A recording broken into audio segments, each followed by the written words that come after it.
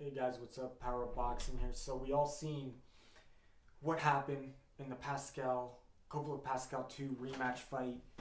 Uh, Pascal didn't even win a round really. Maybe you could have given him one round, but I didn't give him any. I don't think. I wasn't scoring it like on a piece of paper, but I was keeping track of the rounds. I don't think he won any rounds. So really, did Freddie Roach make a difference? Not in, Pascal looked worse, so he obviously didn't make a difference, but you got to look at it more like this. He didn't have enough time to prepare or to get to know Pascal. It was his first fight with Freddie Roach, and that's just not enough time, in my opinion. And not only that, I'm sure Freddie Roach helped him in training, but like Pascal, he's getting older, and he took damage in the first fight, but like I'm sure in training, Freddie Roach helped him. I'm sure he thought he was getting better, but and in the actual fight, Freddie Roach was giving him good instructions, what to do in the corner, but Pascal just couldn't implement them. He couldn't physically or mentally apply those skills against Kovalev. He couldn't use them. His body couldn't. His body couldn't do it. Like the mind knew, but the body couldn't do it. So, really, are we putting too much emphasis on the trainer? And because we all know the fighters do the fighting, and the trainers are there to give good instructions. But if the fighter if the fighter can listen, but if he can't implement them physically, then really the trainer isn't going to be much help. So we come up with this situation about Teddy Atlas. It's his second fight with Timothy Bradley. The first fight obviously looked good, but we all know Brandon Rios was done before he stepped in the fight with Timothy Bradley. 2 weeks into the training camp, Brandon Rios wanted to quit. The guy couldn't lose weight at all, and it showed because he came in the fight at almost over 170, fighting at fighting at Andre Ward's weight class pretty well. Well, the 168, he was over that actually, so he was fighting at light heavyweight.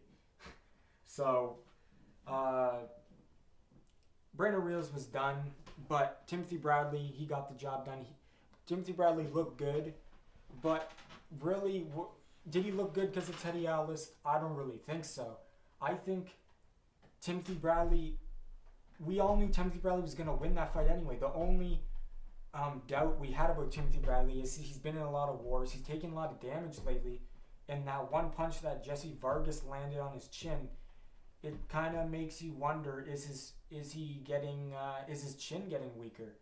It seems like shots that didn't hurt him back then are hurting him now because he's taking a lot of damage. There's been so many like tough fights, like the Ruslan fight, Pacquiao fights. The guy's been in tough fights, and even the Brandon Rios fight, he's what I'm trying to say is he's taken a lot of damage. I think the Ruslan fight is what we really got to look at, though. After the Ruslan fight, it took a lot out of Timothy Bradley, I think. Yeah, so really, I think without Teddy Atlas, it would have been the same outcome. He would have won. He possibly would have knocked him out too, right? So, like, is Teddy Atlas gonna make a difference for the Pacquiao fight?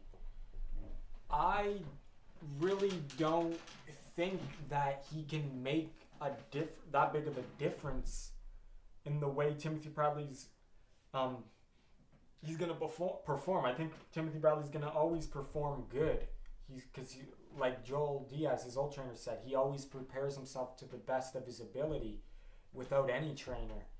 It's just the one thing, just because Teddy Atlas is going to be giving him instructions and it's not going to be Joel Diaz, it doesn't matter what instructions you're getting if you can't implement them. Just like we've seen in the Pascal Kovalev 2 fight.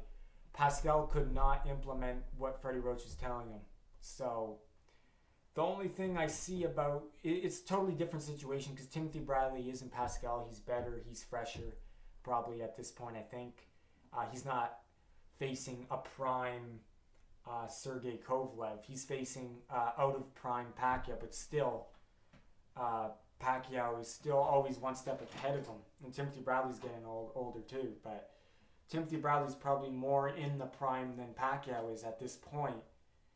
But Pacquiao, even not in his prime, is too much for Timothy Bradley, and it showed in the first 2 fights. I don't think Pacquiao's been in his prime since. I would say after the Margarito fight. After that fight, he hasn't been in prime. He showed flashes of it in the Algieri fight though. But anyway, back to topic. It is a different situation, but the only thing that's really gonna be different is the person giving instructions in the corner. That's pretty much it. If you can't implement them, it's going to be the same, pretty much the same outcome. It's the first couple fights, unless Pacquiao, like I said, his shoulder, or he just doesn't have any more. But Teddy Atlas, the only thing I see him really bringing is Timothy Bradley made me truly believes that Teddy Atlas is making a big difference.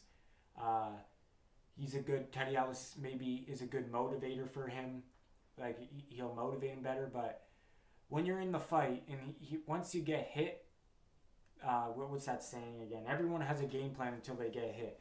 So walking into the fight, during the press conferences, Timothy Bradley's going to be all confident, knows what he's going to do. In training camp, he'll have the perfect game plan, but once he's in the ring with Pacquiao getting hit and watching the movement and everything, he's probably going to revert back to what he always does. And what he always does is good, but stylistically, he's always come up short. So, really, it seems like Timothy Bradley really has to will himself to win. And Pacquiao, even in cruise control, beats Timothy Bradley. And Timothy Bradley has to try his absolute best just to compete with Pacquiao. So, will Teddy Atlas make a difference? Let me know what you guys think in the comment section below.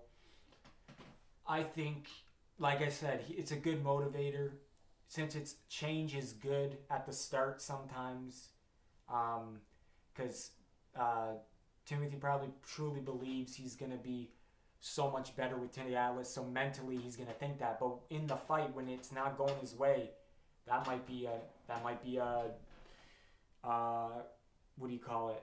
That might be really demotivating, or whatever word I'm looking for, when he notices that it's turning out the same way, and it is a tough fight, and you know what I mean? It wasn't, Teddy Atlas didn't make it as easy as he thought he would, but anyway, like I said, bottom line is the trainers train the fighters, the trainers give instruction to the fighters, but they don't fight. The fighters fight in the ring, they do the fighting. It doesn't matter what instructions. I could give you the perfect, so many people could be Timothy Bradley's trainer and give him the perfect game plan to beat Pacquiao, the perfect strategy, tell him what he's doing wrong each round. Doesn't mean he's going to win, doesn't mean he can implement them perfectly, no. If he can't physically do it, he can't do it. And you got the other guy adjusting as well. So I really don't. Time will tell, but if Timothy Bradley will give Pacquiao a good fight like he always does, it's going to be competitive, in my opinion. But if he does win, Timothy Bradley, I think it will be because Timothy Bradley is just Timothy Bradley. He's a good fighter. He's top pound for pound fighter. And Pacquiao maybe just doesn't have anymore, or his shoulder, he's just not the same. Even after the surgery, he says it's fully healed, but it's just not the same. And maybe his motivation's not there. The guy's 37 or whatever. He's way out. He's getting almost 40. I would say Pacquiao's been out of his prime for a couple of years now. Timothy Bradley, though, is going to start being on the tail end of his prime too, though. So, anyway, like I said, if Timothy Bradley does win the fight, it's going to be because of him, not Teddy Atlas. Teddy Atlas is just there to give him good instructions. But if he does give him good instructions and motivates him well, yeah, some credit to Teddy Atlas, but you got to give more credit to the fighter. But like I said, I think the best thing a new trainer can do is revitalize the motivation. And that's what we've seen with Miguel Cotto and Freddie Roach. We've seen that, not that Freddie Roach is such a good, like, tactician trainer. I'm sure, like, he did help Miguel Cotto in going back to his old style, more offensive, more of the hooks and the body punching, more aggressive. So he did help him in that sense. But I think the number one thing that Freddie Roach helped Miguel Cotto was he revitalized his motivation for boxing. I think that's what he did. So if Teddy Atlas can be a good motivator for Timothy Bradley, then I think that would be the best. That would be the most credible trait that Teddy Atlas would bring. But other than that, I really don't see. I think Joel Diaz was a good trainer. So anyway, we'll find out. Power of boxing, powering down, and don't miss the fight April 9th. Manny Pacquiao versus Timothy Bradley, a third time. We didn't really want to see it, but we're gonna see it. Good for Pacquiao fans like me to get the title back and end his career maybe with a title. But other than that, I would rather see Pacquiao fight Marquez a fifth time.